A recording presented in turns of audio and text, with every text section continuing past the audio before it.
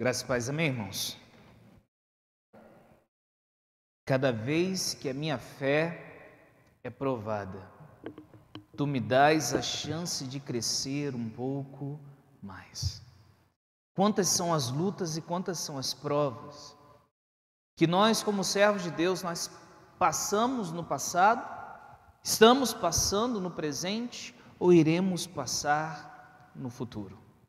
Sabemos que vivemos na contramão de uma cultura que não está de acordo com os princípios da cultura do céu. A cultura do céu é diferente da cultura da terra. E quando nós olhamos para o momento que nós vivemos, um momento de pandemia, onde não somente a crise da saúde salta aos olhos, mas tanta maldade, tantas situações onde nós vemos a malignidade brotar como de uma esponja que é o coração do homem, mas apertado diante de uma crise, salta aos olhos. Tanta maldade que levam a tantas lágrimas, tantas mentiras que levam a tantos sofrimentos e a tantas incertezas. E mesmo diante de adversidades como essa e de lutas como essa que o mundo passa, você e eu, irmãos, nós somos chamados a perseverar. E essa é a perseverança da fé. A perseverança não pode ser, não ter fundamento e não ter razão. Você só persevera por um motivo. Você precisa estar alicerçado para você poder continuar. Senão você não continua, você desiste, você desanima. Mas quando você está alicerçado, está fundamentado na fé, você persevera. Por isso o tema dessa noite que eu quero refletir com os irmãos presentes, os irmãos que estão nos seus lares, é a perseverança da fé. Você pode repetir comigo? Vamos juntos? Para ficar bem gravado, é bem facinho. A perseverança da fé. Mais uma vez, a perseverança da fé. E eu quero convidar você a abrir a sua Bíblia no Evangelho segundo escreveu Marcos. Marcos capítulo 2, versículo 1 ao versículo 12. Quero convidar você no seu lar também, que está cultuando ao Senhor nesse momento, a abrir sua Bíblia em Marcos capítulo 2, versículo 1 ao versículo 12. É a história da cura de um paralítico na cidade, no povoado de Cafarnaum. Marcos 2, versículo 1 ao versículo 12. Quero convidar a igreja a se colocar de pé mais uma vez. Nós vamos fazer uma leitura alternada da palavra do Senhor, amém, irmãos? Quem achou, diga amém. Diz assim as Sagradas Escrituras: Dias depois, Jesus entrou de novo em Cafarnaum e logo se ouviu dizer que ele estava em casa, a igreja.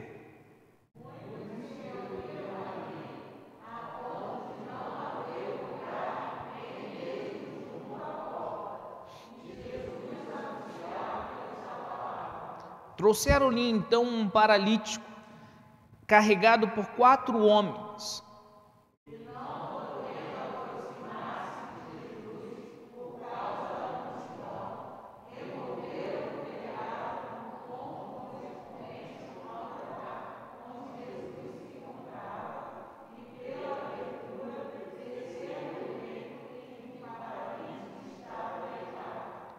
Vendo-lhes a fé, Jesus disse ao paralítico: Filho, os seus pecados estão perdoados.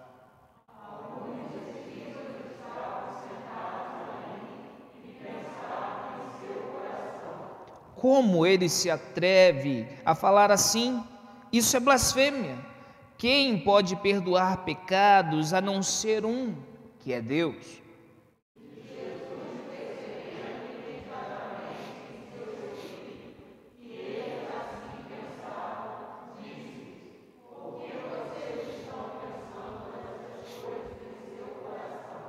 O que é mais fácil? Dizer ao paralítico, seus pecados estão perdoados? Ou dizer, levante-se, tome o seu leito e ande?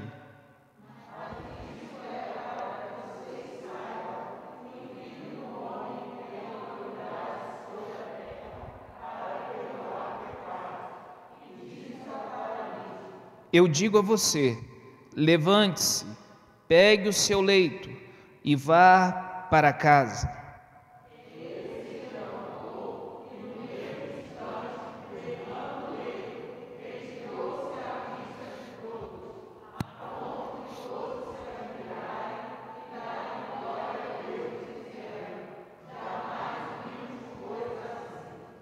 Amém? Vamos orar com o Senhor mais uma vez. Obrigado, Senhor, pela leitura da Tua poderosa palavra. Nós pedimos, Senhor, que o Senhor fale ao nosso coração, que tenhamos a nossa fé edificada, ó Pai, alicerçada na Tua poderosa palavra, que a nossa fé esteja solidificada no Senhor, que como temos aprendido, ó Pai, viemos perseverar. A perseverança alicerçada na Tua palavra é a fé em tempos de crise, em tempos de adversidade. E Senhor, ajuda-nos, Pai, ajuda-nos a vivermos a Tua palavra, a vivermos, ó Pai, de maneira confiante em Ti, porque só o Senhor é o nosso socorro bem presente na hora da angústia, só o Senhor é a nossa fortaleza, é o nosso refúgio, ó Deus. Senhor, obrigado pela Tua igreja que se reúne nessa noite. Obrigado, ó Pai, pela vida de cada irmão, cada irmã que se esforçou para estar aqui Te adorando. E Senhor, aqueles que não puderam estar também aqui, ó Pai, estão Te adorando nos seus lares, eu peço a bênção do Senhor sobre eles. Senhor, fale conosco. Usa-nos, Pai, nessa noite para a Tua glória. Eu lhe peço e Te agradeço em nome de Jesus, Pai. Amém e amém. Podeis sentar, irmãos. Irmãos, quando nós olhamos para esse texto, nós vemos Jesus no início do seu ministério. Jesus está saindo pelas vizinhanças, pelas aldeias, e Ele está proclamando o Evangelho, Ele está pregando as boas novas, Ele está anunciando que o reino está próximo. E quando Jesus anuncia que esse reino está próximo, nós precisamos trazer à memória que o reino de Deus é o povo de Deus vivendo no lugar que Deus preparou, debaixo do governo de Deus. Então, quando você entrega a sua vida para Jesus, o reino chega para você, porque agora Jesus está reinando no seu coração. Esse reino, ele é espiritual nesse momento que nós estamos vivendo. E é claro que ele se revela também em suas mãos, porque você vive de acordo com o que você crê. Então você vai ver o reino em suas mãos, em suas atitudes. Por isso vivemos a cultura do reino e não a cultura da terra. Por isso o rei já governa em nossas vidas, o reino já chegou para todo aquele que crê em Jesus. Amém, irmãos? E quando nós olhamos para esse texto, nós vemos Jesus vivenciando o princípio, ou seja, vivenciando da maneira que ele veio para cumprir o propósito estabelecido. E qual é? Olhe na Bíblia, versículo 1: dias depois, Jesus entrou de novo em Cafarnaum e logo se ouviu dizer que ele estava em casa. Que casa é essa? Muito provavelmente é a casa de Pedro, né? Mas olhamos como a casa de Jesus. Jesus estava ali em Cafarnaum e ele está num local onde ele está acostumado a estar. Diz o texto: muitos se reuniram ali, a ponto de não haver lugar nem mesmo junto à porta. E Jesus anunciava-lhes o quê? A palavra. Irmãos, algo que nós aprendemos nesses dois primeiros versículos é que independente do momento que você e eu, nós podemos estar vivendo na história da humanidade, existe uma história sendo contada por Deus, amém, igreja? E Deus quer usar a sua vida e a minha vida, e olha que privilégio é isso, saber que Deus está usando você, Deus está me usando, para quê, pastor? Para avançar o reino. Quando a Bíblia diz que Jesus, ele está proclamando, ele está pregando a palavra, ele está anunciando as boas novas, ele está trazendo a boa notícia. Deus quer que você seja um instrumento na mão dele para levar as boas notícias, mesmo no tempo de pandemia. Existem pessoas, irmãos, muitas das vezes perto de nós, no nosso trabalho, na nossa casa, que estão desesperadas nesse momento. E elas precisam de uma palavra de consolo, uma palavra de conforto, uma palavra de esperança, uma palavra de fé. Porque quando você não tem os olhos em Deus, quando você não tem o coração no Senhor, quando você não coloca a sua fé em Cristo, diante de uma pandemia, é a coisa mais simples que pode ocorrer, é entrar em total desespero. Jesus, ele está levando a mensagem da salvação, Isso nos ensina a não perdermos a oportunidade de sermos luz em meio à escuridão. Pastor, nós vivemos a escuridão da pandemia, mas Deus quer que você e eu nós sejamos luz, amém, irmãos? Irmãos, eu já ouvi testemunhos, diversos testemunhos, de pessoas que passaram por adversidades na sua vida, e às vezes de entrar no hospital, de ficar alguns dias no hospital, e lá naquele hospital, essa pessoa ser luz na vida de outra pessoa. Às vezes nós não entendemos a adversidade que nós estamos passando, às vezes nós não entendemos aonde Deus nos coloca, mas só lá na frente que a gente para pensar, nossa, como Deus me usou naquele lugar que eu estava. No hospital, pastor? Às vezes sim, às vezes no hospital, às vezes no seu trabalho, na família que você nasceu. Guarde uma coisa no seu coração, meu irmão, nós somos chamados para viver a grande missão da nossa vida, ser luz em meio à escuridão, levar a mensagem da salvação, amém, irmãos? Jesus tem uma prioridade. Jesus, ele disse, a minha comida e a minha bebida é fazer a vontade do Pai. Qual tem sido, irmãos, a nossa prioridade de vida?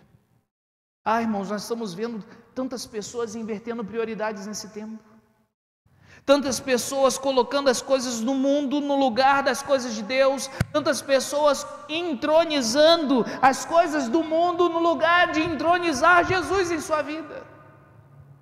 Hoje nós cantamos, coroamos a Ti, ó Rei Jesus. Você já parou para pensar o que é isso? Coroamos. Quando você coroa alguém, é porque esse alguém agora é rei da sua vida. A gente às vezes canta algo e a gente não pode perder esse aprendizado para a nossa vida. Jesus está levando uma mensagem, essa mensagem é de salvação. Não perca a oportunidade de você e eu, nós sermos luz em meio à escuridão que o mundo, que Trajano de Moraes está vivendo.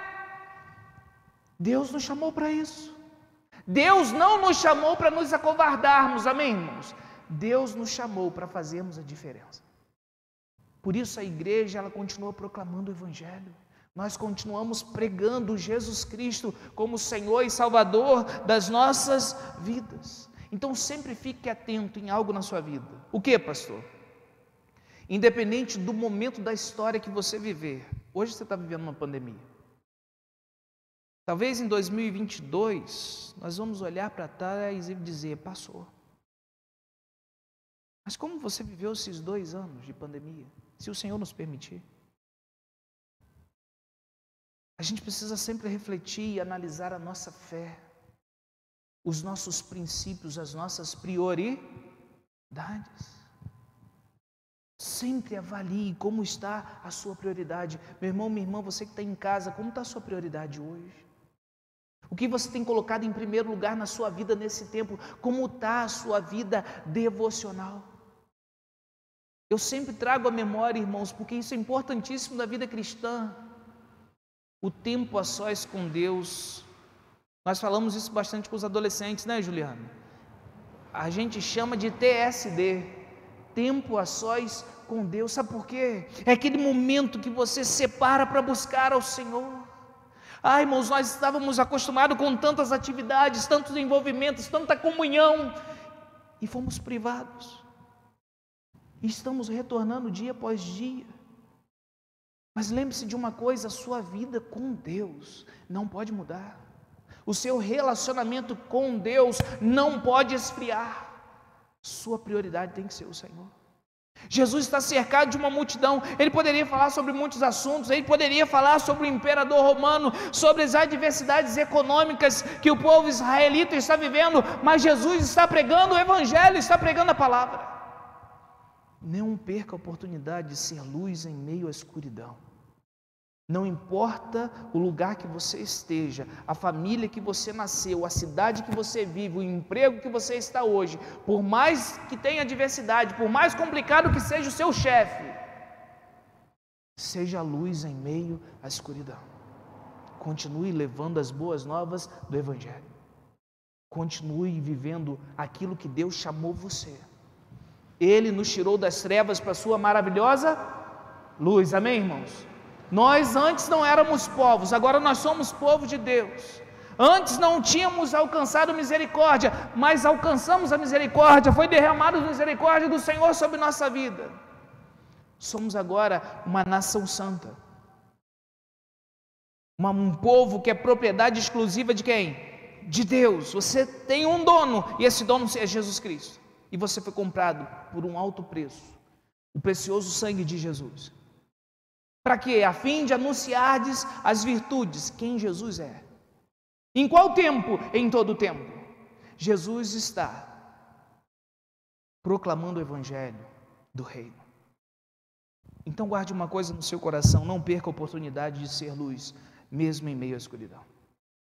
Não perca a oportunidade de levar a mensagem de salvação, mesmo em momentos difíceis como esse que nós estamos vivendo. O texto ele continua, e ele nos traz mais algumas importantes lições para a nossa vida.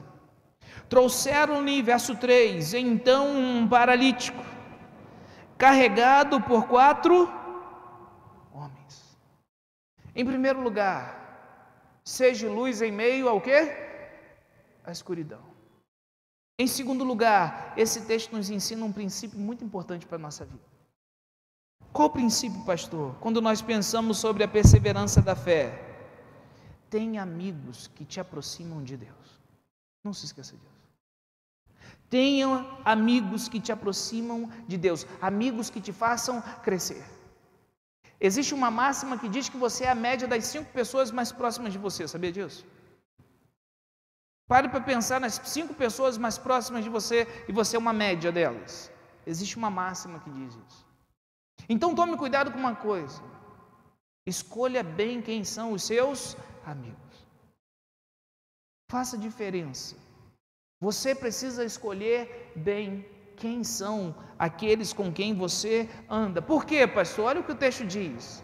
Ele começa dizendo assim, o verso 3. Trouxeram-lhe. Sabe por que trouxeram-lhe? Porque esse homem, ele é paralítico.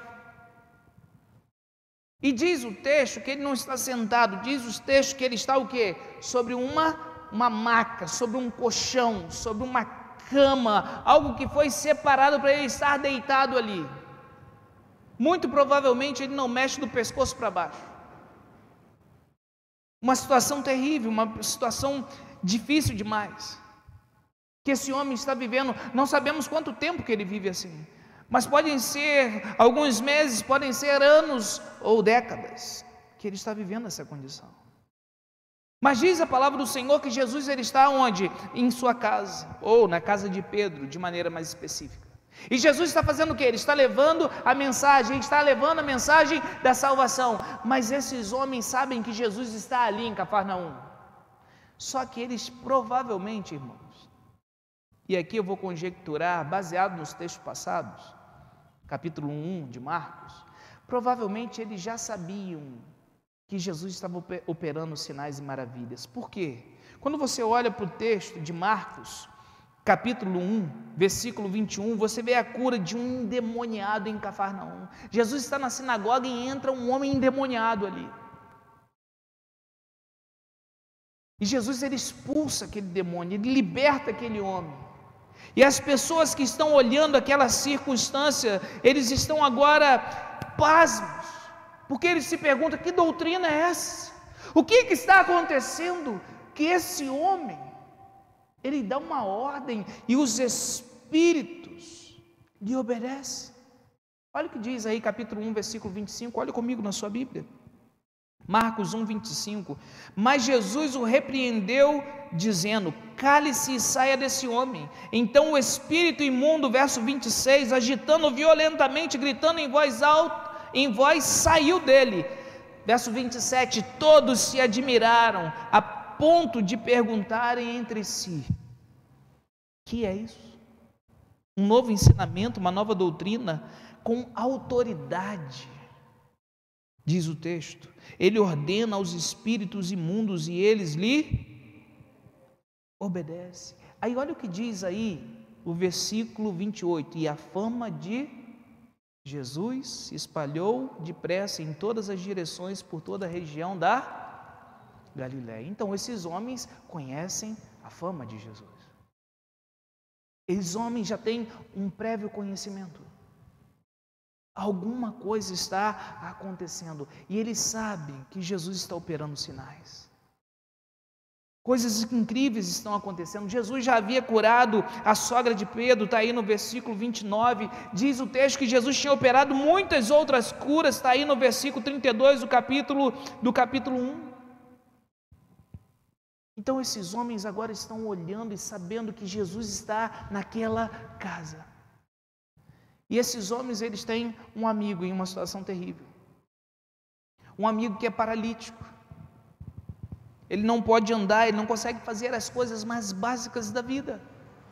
Ele não consegue se movimentar. E diz o texto, verso 3: trouxeram-lhe então um paralítico, carregado por 4 homens. Aquele homem não tinha capacidade física de vir sozinho. E guarde uma coisa no seu coração. Diante de muitas adversidades que a gente passa na vida, faz toda a diferença quando você tem um amigo do seu lado. Um amigo que traz a palavra certa em momento oportuno. Um amigo que também corrige você quando você está indo para o caminho errado. Porque amigo que é amigo é aquele que fala o quê? A verdade. Se você está vendo que você está fazendo algo certo e tem amigo batendo nas suas costas, toma cuidado. Porque vocês estão indo junto para um caminho de morte. Agora diz a Bíblia, em Provérbios capítulo 27, verso 17, com o ferro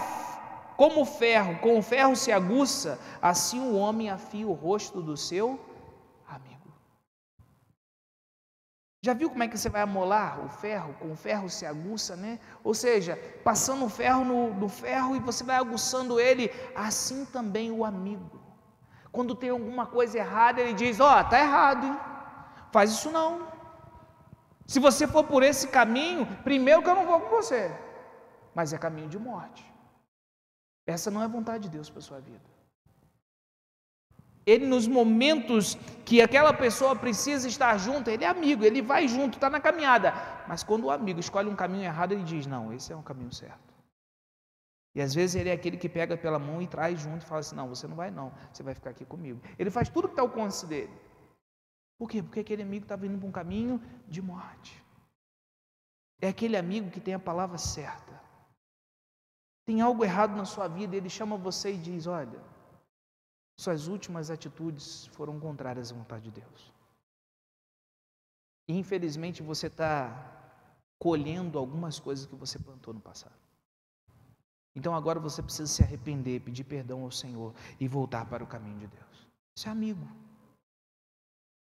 Então escolha bem as suas, o que? Amizades.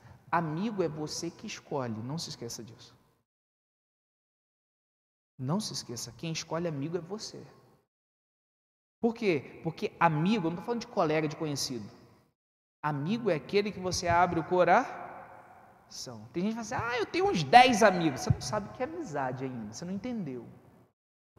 Você pode falar que tem 10, que tem 50, que tem 1000. Pastor, eu tenho uns 1000 no Facebook. Estou falando amigo. Amigo é aquele que você pode contar. É aquele que, se faltar o gás, ele fala: está aqui os 90 conto. Isso é amigo. Se ele tiver, ele fala: está aqui. E se ele não tiver, vamos capinar o quintal junto. Vamos arrumar um terreno aí para a gente captar junto, para a gente arrumar. Isso é amigo. É amigo quando você liga de madrugada com uma situação, uma adversidade, ele está do seu lado. Isso é amigo. Tenta fazer isso com um amigo de Facebook. Quem é você para me ligar essa hora da noite? 90 conto? Tem não, meu amigo, tem não. Se arrumar, arruma para 2. Vai até falar isso com você, né? O texto é muito claro numa coisa. Esses homens eram amigos. E eles não eram somente amigos no sentido do seu cotidiano, não. Eles levaram aquele homem para o caminho da vida. Para um caminho que iria transformar a sua história. Não era somente um amigo que foi fiel no sentido de, estava precisando de alguma questão financeira e estar junto, sim, amigo é para isso. Mas eles levaram aquele homem para uma situação muito mais importante, que era para perto de Jesus. Tem amigos que te aproximam de Deus. Não se esqueça disso. Homens e mulheres que te aproximam de Deus. Segundo ponto importante, seja esse tipo de amigo. Não só queira ter amigos assim. Seja um amigo assim. Sabe por quê? Às vezes na caminhada que nós temos na nossa vida, nós encontramos com Jesus. E antes nós não tínhamos encontrado, nós não nascemos num berço evangélico, por exemplo. E ao encontrar com Jesus, nós já temos vários amigos. Então não deixe de levar esses amigos até Jesus. Amém, irmãos? Seja um amigo que leva amigos para Jesus. Seja aquele que vai pegar o paralítico espiritual para levar para os médicos dos médicos que pode curar a vida do seu amigo. Amém, irmãos? Seja usado por Jesus. Não se esqueça disso. Seja um instrumento nas mãos do Senhor para alcançar outras vidas. Eu sempre falo, irmãos, às vezes a pessoa que entregou a vida para Jesus e ela pergunta assim, mas pastor, e agora? Como é que vai ficar aquela situação que eu vivenciava no passado? Eu fiz, não, aquela situação agora você vai fazer a diferença lá onde você estava. Sabe, lá no seu trabalho? Então lá você vai continuar fazendo a diferença. Sabe a sua família? Você vai fazer diferença. Você vai ser um amigo do paralítico espiritual, que precisa do médico dos médicos, que é quem, irmãos? Que é Jesus. Você tem sido esse amigo? Você tem levado outras pessoas até o médico dos médicos, que é Cristo? Para aquele que pode fazer a diferença na vida dos seus familiares, na vida dos seus amigos. Mas olha o que o texto diz, verso 4. E não podendo aproximar-se de Jesus por causa da multidão, removeram o telhado no ponto correspondente ao lugar onde Jesus se encontrava, e pela abertura desceram o leito em que o paralítico estava o quê, irmãos? Deitado. Irmãos, algo que esse texto me ensina, uma lição que esse texto me ensina, é que diante das adversidades que você e eu a gente possa passar, você é chamado para perseverar. Pare para pensar no povo de Israel. O povo de Israel saiu do Egito, cerca de 430 anos no Egito, ficou escravizado no Egito. Deus liberta aquele povo com mão forte, com mão poderosa, por graça, porque o povo não fez nada para Deus libertar ele. Deus chega e liberta o povo. Isso é graça, irmãos, amém? Note uma coisa, Deus só dá a lei ao povo no Sinai, depois que tinha libertado. Graça. Deus liberta o povo por graça e direciona o povo. Nós somos direcionados por Deus dia após dia, mas nós somos alcançados pela graça dele, amém, irmãos? Não se esqueça disso. E esse povo, ele vai entrar onde? Na terra prometida. E uma segunda geração, ou seja, os filhos daqueles que saíram, por causa do pecado daqueles que saíram, só entra Josué e Caleb, e os filhos daquela geração entram na terra prometida. Mas acontece algo muito interessante na terra prometida, o que? A promessa de Deus é para eles herdarem Canaã, amém, irmãos? Mas tinha gigante na terra, sabia disso? Tinha adversidade, tinha luta, tinha guerra, tinha batalha, tinha cidade fortificada. Sabe o que a Bíblia nos ensina, irmãos? Deus chama você e eu para sermos fortes e corajosos. Deus não está falando que vai ser fácil. Deus não está falando que não vai ter suor. Deus não está falando que não vai ter dificuldade. Deus não está falando que não vai ter gigante. Mas Deus está dizendo que Ele está conosco, independente da adversidade. Amém, irmãos? É para você perseverar. Pastor, a vida não é fácil. Sim. Nem Jesus disse que a vida ia ser fácil. Ele disse, no mundo tereis aflições. Tem gente pensando que entregou a vida para Jesus, agora é cruzar o braço. Não. É para você fazer diferença. Aonde? No seu emprego. Jesus, abençoa, Senhor, que saia aquela promoção, Senhor. Abençoa, Senhor, que eu consigo, Senhor, que o meu salário aumente, Senhor. Ele ora, só que ele não estuda. E os outros funcionários da empresa estão estudando, estão ralando, estão batalhando, chega mais cedo, sai mais tarde, e aí sai a promoção para o outro. Ele fala assim, Senhor, o que foi? O que foi? Você tem que orar, meu filho, mas você tem que fazer a sua parte. Irmãos, nós não somos chamados para desistir no meio do caminho, não. A gente é chamado para fazer o que? A diferença. Em qual área, pastor? Toda área. Por quê, pastor? Porque nós somos servos de Cristo Jesus. Aquilo que você foi chamado para fazer, faça o seu melhor, meu irmão. E persevere. Siga em frente. Eu lembro de uma história de um homem americano chamado Derby. E ele era vendedor de uma seguradora. E chegou um momento da vida dele que ele não estava aguentando mais, sabe? Esse negócio de ser vendedor. Ele falou assim: eu vou vender tudo que eu tenho, vou comprar uma chácara, um terreno grande e eu vou plantar. E ele vendeu tudo que ele tinha, comprou uma chácara e ele foi preparar o terreno. Só que quando ele começou a preparar o terreno, Flavinho, ele achou uma pedrinha brilhante, amarelinha. Sabe o que era aquela pedrinha brilhante amarelinha? Se você achar uma pedrinha brilhante amarelinha, dê uma analisada, porque era ouro. E não era ouro de tolo, não, era ouro de verdade. E o que ele fez? Ele teve uma ideia e falou assim: rapaz, eu vou investir o que eu puder, vou comprar maquinário, vou chamar a vizinhança, vou contratar as pessoas e vou cavar esse terreno todo. Para quê? Porque aqui deve ter uma mina de ouro.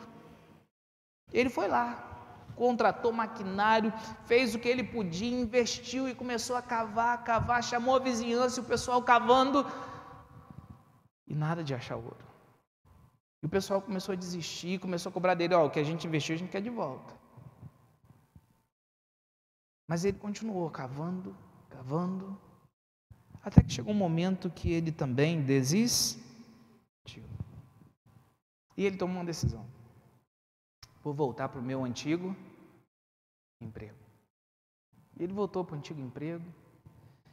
E sabe aquele funcionário que trabalha porque tem que? Ele vai arrastando. Se tem que chegar às 7 horas da manhã, mas tem um limite de 7h15, ele bate 7h14 e 58. E vai lá e passa o cartão dele. Ele era esse funcionário. Alguém falava assim: olha, não vou querer não. Então tá bom, não precisa comprar o seguro não. Até que um dia,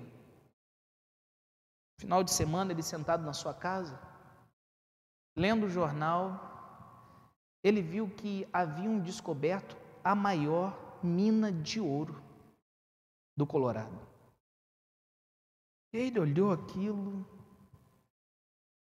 e ele falou: e lê com mais atenção. E aonde era a mina de ouro? No terreno que ele vendeu. E a reportagem tinha um destaque importante na reportagem. Qual era? A repórter perguntou para o dono da mina o seguinte: mas aí foi muito difícil encontrar? E o dono da mina falou assim: não, pelo contrário, foi fácil demais. Eu falei assim: mas por que foi fácil demais? Foi preciso cavar só mais 1 metro. A gente chegou e cavou 1 metro e achamos a mina. A principal mina de ouro estava a 1 metro. Aquele homem tomou uma decisão na sua vida quando ele leu a reportagem. É claro que ele ficou para baixo na hora, mas ele escreveu uma frase para ele nunca mais esquecer. Qual era essa frase? Na vida, cave mais 1 metro. E ele levou isso para a vida dele. Cavar mais 1 metro significa, sabe o quê? Perseverar. É diante da adversidade que você possa estar passando: pastor, não estou aguentando mais. Cava mais 1 metro. Não para não. Mais 1 metro. Às vezes é só no dia mais 1 metro. Então, pastor, mas e amanhã? Cava mais 1 metro amanhã. Não para não. E ele aplicou isso para a vida dele. Ele se tornou o melhor vendedor da empresa. Com pouco tempo ele se tornou sócio da empresa. Algum tempo depois ele fez tanta diferença que ele se tornou o dono da empresa que ele trabalhava. Sabe por quê? Ele aplicou um princípio. Qual? Cave mais 1 metro. Não pare. Quando tiver difícil, meu irmão, não para. Aqueles 4 homens tinham tudo para parar. Chegou na casa, Jesus está lá dentro, o lugar está pequeno, as pessoas estão ao redor, não tem como entrar, segurando um paralítico, 4 homens, provavelmente um de cada lado da maca. Rapaz, olha, a situação não dá para entrar aí não. Mas não é isso que eles fazem. Diz o texto que eles vão subir no telhado. Muito provavelmente naquele tempo é o terraço. Havia uma escadinha do lado de algumas casas, eles subiram ali, eles sobem no terraço da casa, e eles vão agora cavar o teto da casa, feito provavelmente de betume, mistura de tijolos, e eles começam a cavar literalmente. Para quê? Para chegar até Jesus. Deixa eu fazer uma pergunta para você. Como está a sua vida com Jesus hoje? Como está seu relacionamento com Ele hoje? Como está a sua caminhada com Cristo hoje? Quando a gente pensa sobre cavar mais 1 metro, enquanto você tiver a oportunidade, continue buscando conhecer e prosseguir em conhecer ao Senhor. Amém, irmãos? Não tem nada melhor do que isso. A minha sogra, ela pegou Covid. Eu falei com ela hoje pela chamada de vídeo, ela provavelmente está assistindo agora. E aí, quando ela me atendeu hoje à tarde, eu falei assim, e aí? Não está fazendo nada não? Que ela estava no quarto, né, meio isolada, né? Não está fazendo nada não? Ela falou assim, estou trabalhando. Eu falei, fazendo o quê? Ela baixou o celular, ela estava lendo a Bíblia. E ela falou assim, eu não perdi a oportunidade. O tempo que eu fiquei reclusa, foi o tempo para quê? Para buscar ao Senhor. Tem gente que fica reclamando. Nós não somos chamados para murmurar. Meus irmãos, já viu murmuração resolver problema? Eu nunca vi murmuração resolver problema. Agora, fé e perseverança faz com que você cave mais 1 metro. Qual foi o resultado, pastor? Está aí, olhe na sua Bíblia. Olhe comigo. Versículo 5. Vendo-lhes o quê? A fé. Verso 5. Vendo-lhes a fé, Jesus disse ao paralítico, filho, os seus pecados estão o quê? Perdoados. Eu queria chamar sua atenção nessa noite para mais essa lição. O que Jesus viu? Fé. Ué, pastor, fé tem como ver? Sim, claro que tem como ver. Como que a gente vê a fé? Através das nossas atitudes. Cavar mais 1 metro. Quando você cava mais 1 metro, buscando ao Senhor, perseverando em seguir a vontade de Deus, mesmo quando tudo pareça estar dando errado, e você continua buscando a Deus, você continua confiando nele, Jesus, ele está olhando e vendo a sua fé. Amém, irmãos? Diz o texto, e vendo-lhes a fé. Quem viu? Jesus. A fé de quem? Dos 5. 4 levando e o paralítico está ali. Porque o paralítico podia falar assim, rapaz, esquece isso, eu não vou subir em telhado com vocês não. Vocês me derrubam lá de cima.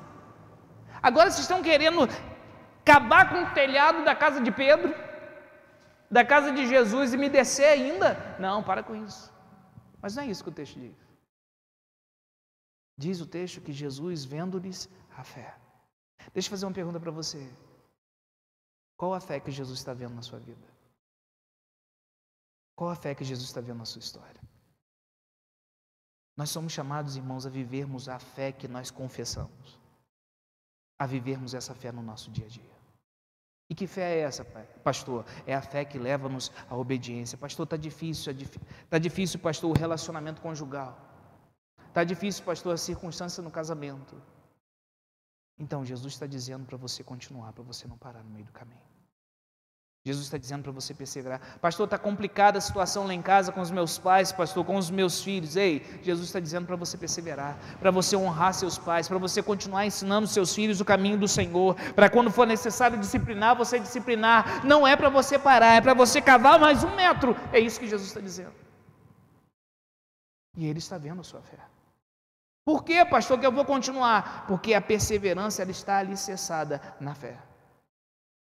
É aquilo que Jesus disse que é certo, que é a verdade, e você nega o seu coração e a sua vontade para viver aquilo que Jesus disse que é a verdade. Não importa como esteja sendo a circunstância, eu vou viver aquilo que é a verdade. Eu vou perseverar, eu vou seguir em frente. Lembra o que diz Tiago 5,11? Lembra? Eis que consideramos felizes aqueles que o quê? Perseveram. Não é isso que está escrito? Eis que consideramos felizes os que foram perseverar. Se a gente considera feliz quem foi perseverante, por que a gente não vai perseverar? Por que eu não vou perseverar no momento de luta, no momento de adversidade? Por que eu não vou perseverar quando a crise for familiar? Por que eu não vou perseverar quando a crise for financeira, quando a crise for na saúde? Nós somos chamados para perseverar. E nós perseveramos, na verdade, quando nós vivemos em obediência ao Senhor, independente da adversidade. Amém, igreja? Você é chamado para isso, para perseverar. O texto ele continua. E Jesus diz, vendo-lhes a fé, Jesus disse ao paralítico, filho, os seus pecados estão o quê? Perdoados. Irmãos, o que aquele paralítico estava buscando em Jesus? A cura. E o que Jesus diz para ele? Os seus pecados estão perdoados. Imagina, o homem está paralítico. O que ele mais quer é o quê? Andar, é se mover, é poder fazer as coisas que provavelmente um dia ele fez. E Jesus olha para ele e diz, olha, seus pecados estão perdoados. Você não pode perder de vista aquilo que é mais importante na sua vida. O que, pastor? A sua vida com Deus. Tem muita gente, irmãos, pedindo um monte de coisa para Deus, mas a vida espiritual está uma desgraça. Está longe de Deus. Jesus, ele primeiro trabalha o interior daquele homem. Por vezes as crises elas vêm, as adversidades elas surgem, as provações batem contra a nossa casa, porque Jesus está tratando a nossa vida espiritual. E Jesus diz primeiro, os seus pecados estão perdoados. Mas Jesus faz algo aqui incrível também. Porque Jesus está tratando não somente com aquele paralítico. E guarde uma coisa no seu coração, por vezes, diante das adversidades da sua vida, Jesus está trabalhando nas pessoas que estão ao seu redor. Não se esqueça disso. Porque diz o texto, eu quero convidar você a olhar comigo. Verso 6, alguns escribas estavam sentados ali e pensavam em seu coração, como ele se atreve a falar assim? Isso é blasfêmia, ou seja, uma palavra que ofende a divindade.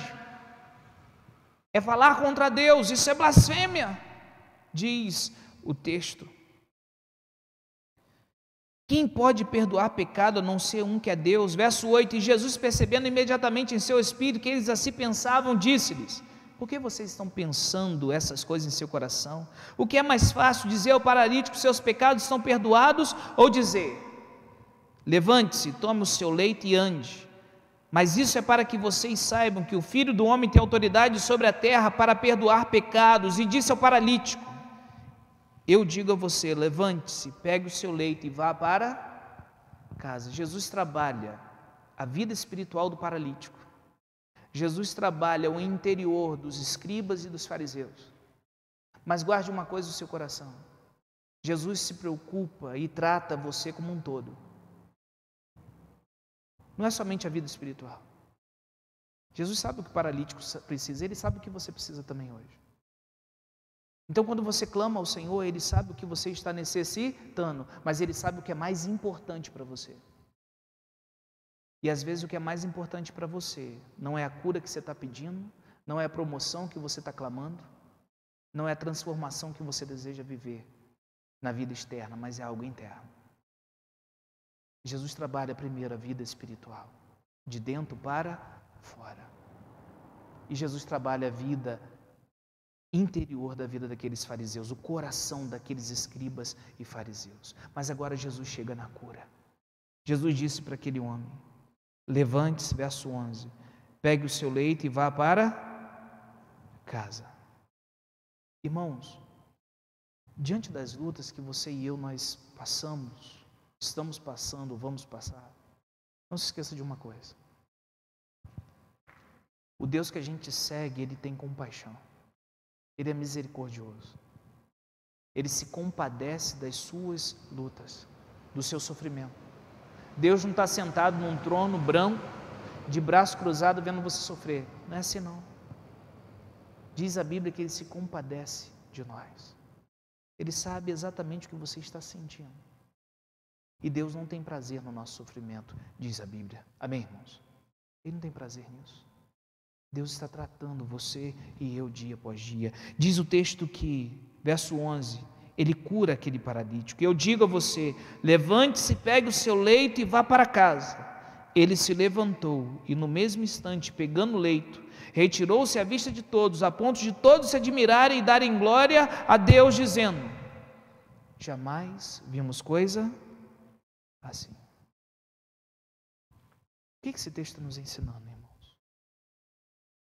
Diante das adversidades, das crises, das lutas, você e eu, nós somos chamados a perseverar.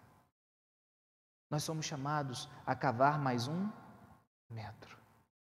Quando nós assim fazemos, irmãos, pela fé, e nós não desanimamos, o resultado são as bênçãos derramadas pelo Senhor. Amém, igreja? Deus, Ele chama você e eu a perseverarmos nesse tempo. Deus está chamando você e eu a continuarmos firmes, a não pararmos no meio do caminho. O momento da bênção chegar será no momento certo, o momento da bênção do Senhor. Até que esse momento chegue, você e eu somos chamados para perseverar. A grande ideia dessa mensagem para a nossa vida, eu vou pedir para colocar para a gente. Ela diz assim, quando pela fé perseveramos e não desanimamos, o resultado são as bênçãos derramadas pelo Senhor. Esse é o resultado. São as bênçãos derramadas pelo Senhor. Que bênçãos são essas? Primeiro, que uma bênção é aquilo que é o melhor para a sua vida. E Deus sabe o melhor para você, no momento certo, na hora certa, e qual bênção deve ser. Então não pare no meio do caminho. Persevere, fundamentado na fé em nosso Senhor e Salvador Jesus Cristo. Amém, irmãos? Amém? Eu quero convidar você nessa noite a baixar sua cabeça e fechar seus olhos. E eu gostaria que você pudesse parar para refletir sobre como tem sido a sua jornada, a sua batalha do dia a dia.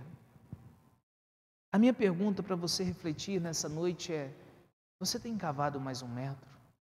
Você tem buscado se aproximar de Deus? Você tem perseverado diante das lutas, diante das crises, diante das provações?